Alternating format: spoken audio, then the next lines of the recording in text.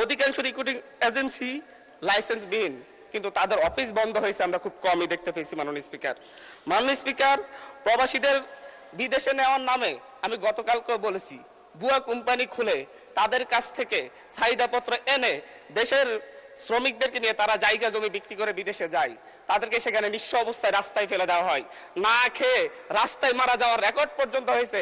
কিন্তু বাংলাদেশের দূতাবাস কিংবা বাংলাদেশের মন্ত্রণালয় এই ব্যাপারে আনুষ্ঠানিকভাবে কোনো দুঃখ প্রকাশের বিবৃতি পর্যন্ত আমাদের চোখে পড়েনি। মাননীয় স্পিকার, 6 মিনিট। ধন্যবাদ মাননীয় স্পিকার। মাননীয় স্পিকার, আমি প্রথমেই শুরু করি। ঢাকা বিশ্ববিদ্যালয়ে যখন প্রথম বর্ষে ভর্তি হই তখন আমার একজন শিক্ষক ছিলেন, উনি বলেছিলেন বাংলাদেশের রাষ্ট্র ব্যবস্থা একটি অশ্লীল রাষ্ট্র ব্যবস্থা, যে তার নাগরিকদেরকে ওন করে না এবং তার নাগরিকদের জন্য কোনো উদ্যোগ গ্রহণ করে না। উদ্যোগ গ্রহণ করার ক্ষেত্রে যারা দেশের অর্থনীতিতে ভূমিকা রাখে, যারা দেশের কল্যাণে ভূমিকা রাখে, যে যত বেশি ভূমিকা রাখে তাকে তত বেশি ডিজোন করে। সেই জায়গা থেকে তার কথার সত্যতা অনুযায়ী এই যে আমাদের মধ্যে বাংলাদেশে প্রবাসীদেরকে সবচাইতে বেশি ডিজোন করা হয়ে থাকে। প্রবাসীদের প্রত্যেকটা পদে পদে যে জটিলতার শিকার হতে হয়, যে দুর্নীতিগ্রস্ত প্রশাসনিক ব্যবস্থার কারণে তাদেরকে যে সকল সমস্যায় পতিত হয়, কিন্তু আমরা বারবার বক্তব্যে বলি, কথাই বলি, এবং নির্বাচন আসলে আমরা যারা রাজনীতিবিদরা আছি তারা মঞ্চে ভাষণ দিয়ে বলি যে প্রবাসীদেরকে প্রাধান্য দেওয়া হবে, তাদের নিরাপত্তা নিশ্চিত করা হবে। কিন্তু যুগের পর যুগ গিয়েছে, দিনের পর দিন গিয়েছে, প্রতিনিয়তই প্রবাসীরা এখনো এয়ারপোর্টে নিগৃহীত হচ্ছে। প্রতিদিনই কোনো না কোনো নিউজ পাওয়া যায় প্রবাসীদের ব্যাগ কেটে সর্বস্ব লুট করা হচ্ছে। আমরা দেখছি যখন তাদেরকে বাংলাদেশে ভিসা জটিলতা বাংলাদেশের সবচাইতে বড় সমস্যা, বিভিন্ন নামে বেনামে রিক্রুটিং এজেন্সি খুলে প্রশাসনের নাকের ডগায় তারা মানুষকে নিঃস্ব করে দিচ্ছে বিদেশে নেওয়ার নাম করে। কিন্তু কতজনের বিরুদ্ধে ব্যবস্থা নেওয়া হচ্ছে এই ধরনের কোনো স্ট্যাটিস্টিক্স সরকারের কাছে আছে কিনা মাননীয় স্পিকার আমার ধারণাই নেই। মাননীয় স্পিকার, আমরা পল্টন, মতিঝিল কিংবা প্রক্রিয়াপুলে দাঁড়ালেই দেখি প্রত্যেকটা বিল্ডিং এ মনে হয় 3-4টা করে রিক্রুটিং এজেন্সি, এবং সেই রিক্রুটিং এজেন্সির নিচে আমরা প্রায়শই মানুষের চোখের কান্না দেখতে পাই। কিন্তু সেই সকল রিক্রুটিং এজেন্সি কোনোটা, অধিকাংশ রিক্রুটিং এজেন্সি লাইসেন্সবিহীন, কিন্তু তাদের অফিস বন্ধ হয়েছে আমরা খুব কমই দেখতে পেয়েছি। মাননীয় স্পিকার, প্রবাসীদের বিদেশে নেওয়ার নামে আমি গতকালকেও বলেছি, ভুয়া কোম্পানি খুলে তাদের কাছ থেকে চাহিদাপত্র এনে দেশের শ্রমিকদেরকে নিয়ে তারা জায়গা জমি বিক্রি করে বিদেশে যায়, তাদেরকে সেখানে নিঃস্ব অবস্থায় রাস্তায় ফেলে দেওয়া হয়, না খেয়ে রাস্তায় মারা যাওয়ার রেকর্ড পর্যন্ত হয়েছে।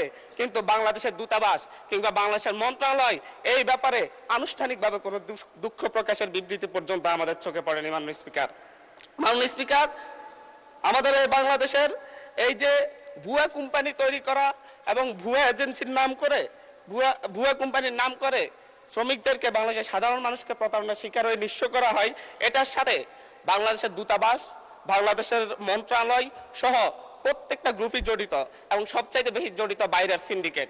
4-5 জনের সিন্ডিকেট পুরো প্রবাসীদের এই এজেন্সিগুলোকে নিয়ন্ত্রণ করে দেশে বিদেশে, দেশের বাইরে শ্রমিক পাঠানোর ক্ষেত্রে তারা ভূমিকা রাখে।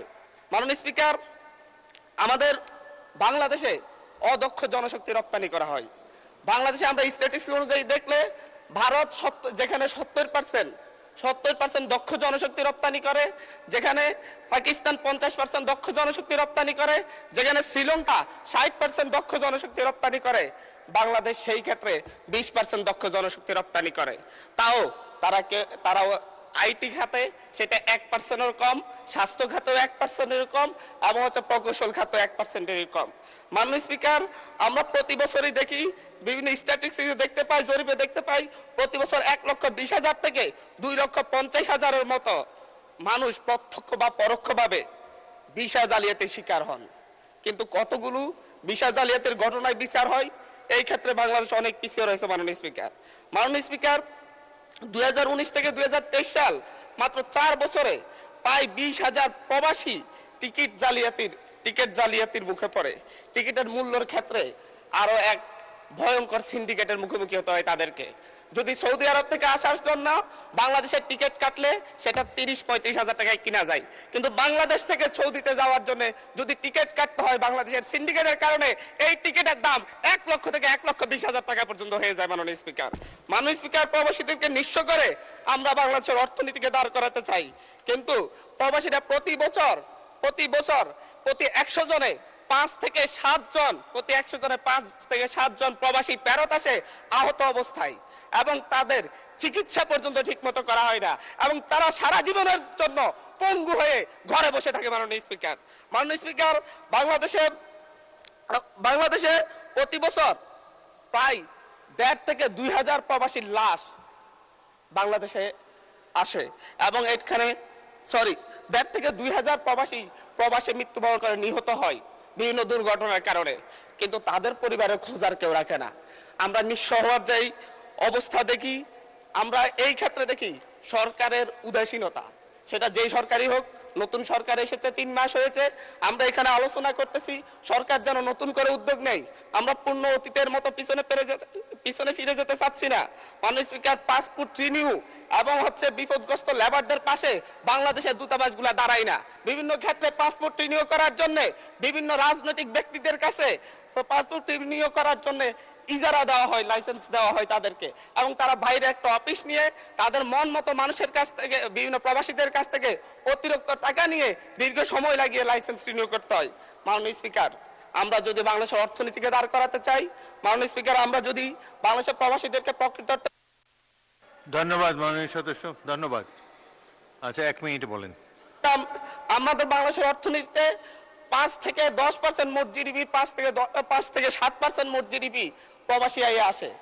বৈদেশিক মুদ্রার একটা বড় অংশ প্রবাসী আয়ে আসে, কিন্তু এই প্রবাসীদের নিয়ে, প্রবাসীদের চিকিৎসা এবং প্রবাসীদের যারা ফেরত আসে তাদের পুনর্বাসন, ভিসা জালিয়াতি থেকে মুক্তি এবং বিভিন্ন ভুয়া এজেন্সি বন্ধ করে প্রবাসীদেরকে নিঃস্ব হওয়ার হাত থেকে মুক্তি দেওয়ার জন্য সরকারকে নতুন ভাবে ভাবতে হবে, নতুন কর্ম পরিকল্পনা তৈরি করতে হবে, এবং এই সংসদে দাঁড়িয়ে আমি বলবো একটা সংসদীয় কমিটি করে কিভাবে ভবিষ্যতে প্রবাসীরা যাতে এই ধরনের হয়রানির শিকার না হয়, প্রতারণার শিকার না হয়, এবং তাদের চিকিৎসা কিভাবে নিশ্চিত করা যায়, বিদেশ থেকে ফেরত আসলে আহত হয়ে কিংবা কেউ যদি নিহত হয়ে ফেরত আসে তাদের পরিবারকে কিভাবে পুনর্বাসন করা যায়, সেই ব্যাপারে একটা কর্ম পরিকল্পনা তৈরি করার জন্য এই সংসদে একটি সংসদীয় কমিটি গঠনের আহ্বান জানাচ্ছি। মাননীয় স্পিকার, ধন্যবাদ।